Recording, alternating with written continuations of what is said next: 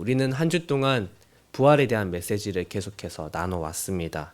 오늘도 이 5장을 보기에 앞서 4장 맨 마지막 절에는 우리의 부활의 메시지가 얼마나 우리 삶에 힘이 되고 위로가 되는지 바울이 이러한 말로 서로 위로하라 라고 말하고 있죠. 그리고 오늘 5장으로 넘어와서는 부활을 기다리는 우리의 삶에 대해서 더욱 얘기하고 있습니다. 또 이 5장 앞부분에는 부활이 일어나는 그때에 어떠한 특징이 있는지를 또한 알려주고 있는데요. 부활이 일어나는 그 마지막 때에 가장 크게 두드러지는 것이 무엇일까요? 이 땅에 살아가는 모든 사람들이 겪게 되는 정말 이 거대한 사건 속에서 크게 나타나는 특징이 있는데 성경은 오늘 그것이 당혹감이라고 말합니다. 깜짝 놀란다라는 것이죠. 왜냐하면 그 누구도 언제 이 날이 올지 알지 못하기 때문입니다. 오늘 말씀 2절에서 3절에 이렇게 말합니다. 주의 날이 밤에 도둑같이 이를 줄을 너희 자신이 자세히 알기 때문이라. 그들이 평안하다 안전하다 할 그때에 임신한 여자에게 해산의 고통이 이름과 같이 멸망이 갑자기 그들에게 이르리니 결코 피하지 못하리라 라고 말씀하십니다. 이 말씀이 주는 의미는 마지막 날이 되면 사람들이 그 사건을 딱 겪게 되는 직후에 어떤 모습일지를 지금 보여주고 있는데요. 집에서 편하게 잠을 자고 있는데 눈을 살짝 떠보니 눈앞에 도둑이 들어와서 칼을 들고 서 있다고 생각해 보시면 얼마나 놀라겠습니까? 아주 그냥 죽었다라고 생각할지도 모릅니다. 그 정도로 너무나 당황스럽다라는 것이죠. 너무나 놀란다라는 것이죠. 임신한 여인이 해산의 고통이 언제 올지 모르지 않습니까? 그냥 일상을 보내다가 갑자기 앗 하고 오더라고요. 저도 집에 이제 아들이 하나 있는데 이 아들이 원래 나와야 될 날짜보다 꽤 많이 일찍 나왔습니다.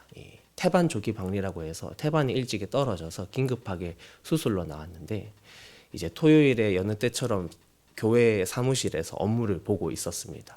그런데 집에서 오지 말아야 할 전화가 이제 오게 된 것이죠. 피가 너무 많이 난다. 그런 전화를 받고 급하게 목사님께 보고를 드리고 번개같이 집으로 운전을 해서 달려갔습니다. 아니나 다를까 집에 가니까 바닥이 다 피투성이고 이제 그 와중에도 역시 엄마는 엄마더라고요. 정신을 차리고 병원 갈 채비를 다 준비를 해서 나오더라고요. 그래서 차를 태워서 병원에 가는데 이 얼마나 불안하겠습니까? 옆에 앉아있는 아내가. 그래서 저도 당황스럽지만 티는 내지 못하고 침착한 척했지만 사실 속으로는 굉장히 애가 많이 타고 그저 기도하면서 열심히 밟아 병원으로 갈 수밖에 없었습니다. 해산의 때가 정말 당황스러운 때가 맞더라고요. 마지막 때가 이와 같습니다.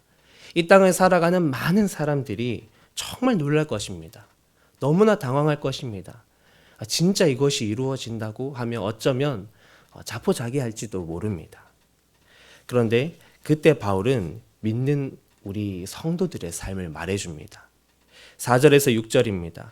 형제들아 너희는 어둠에 있지 아니하매 그날이 도둑같이 너희에게 임하지 못하리니 너희는 다 빛의 아들이요 낮의 아들이라. 우리가 밤이나 어둠에 속하지 아니하나니 그러므로 우리는 다른 이들과 같이 자지 말고 오직 깨어 정신을 차릴지라. 우리는 빛의 자녀라고 바울이 말합니다. 특히 너무 다른 한 장면이 있죠. 형제들아 너희는 어둠에 있지 아니하매 그날이 도둑같이 너희에게 임하지 못하리니 라고 말합니다. 그날이 우리에게는 도둑같이 오지 않는다라는 거예요. 이것은 우리가 그 날짜를 분명하게 안다라는 것은 아닙니다.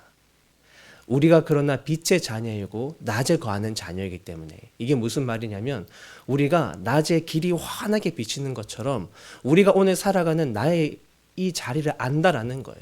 내가 어떤 자리에 서 있고 어떤 길에 있는지를 안다라는 거예요. 그걸 비춰주시는 예수님이 있기 때문에 내가 지금 오늘 하루를 이렇게 살아가지만 내 종착지가 어디인지를 아는 사람이 바로 성도라는 것입니다. 따라서 그 날이 언제인지는 몰라도 그날이 우리에게 온다라는 건 알고 있는 거예요. 그래서 다른 사람들은 그날이 오면 너무 깜짝 놀라지만 우리는 아닌 것입니다. 그날이 오면 마치 기다리던 손님이 오는 것 같이 기다리던 신랑이 우리에게 오는 것처럼 우리는 그날을 감격스럽게 맞이하게 될 것입니다. 만약 그런데 우리가 어둠 속에 있는 자들처럼 자고 있다면, 취해 있다면 우리가 길이 제대로 가고 있는지 모르는 것이죠. 내가 오늘 어디에 서 있는지 분별하지 못하는 것이죠. 따라서 우리가 마땅히 신랑이 올 때를 기다려야 하지만 그 준비를 전혀 하지 못하고 있을 때 우리는 믿지 않는 사람들과 똑같이 당황하고 놀라게 될 것입니다.